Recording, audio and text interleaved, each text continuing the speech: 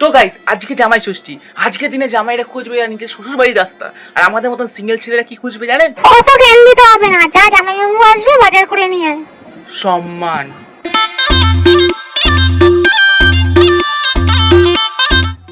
অনেক ভেবে দেখলাম, বুঝলি তো, আজকের দিনে না জামাইবাবুর প্লেটে ইলিশ মাছের মূল্যটা আমার থেকেও বেশি। কেন ভাই, কি হয়েছে? কেন? কারণ দেখ, জামাইবাবুর প্লেটে ইলিশ মাছটা বাড়িতে রয়েছে, আর আমি দেখ গাধার মতন এখন বাজারে ঘুরে বেড়াচ্ছি। যে ছেলেটাকে এক বছর জিজ্ঞাসা করা হয় না যে তুই কেমন আছিস, তাকে ষষ্ঠীর দিন সবাই একটাই প্রশ্ন করে, কি শালা বাবু, কবে বিয়ে করছো? কবে আমার মতন ষষ্ঠী খেতে যাবে তো? এ বাবু দাঁড়া দাঁড়া। কি হলো আবার রাত্রি বেলা জ্বালাতে তো দিদি ও জামাইবাবু এই খাটে সবে, তুই বারান্দায় মাদুর পেতে শুয়ে পড়। আমি বড় খাট ছেড়ে শুতে পারি না, আর আমি দেবও না এই খাট। কেন রে, তোর কি বিয়ে হয়েছে তুই বড় খাটে শুয়ে? দেখলেন তো, জামাইবাবু শুধু একটা মেম্বার না ষষ্ঠী, এটা প্রিমিয়াম সাবস্ক্রিপশন।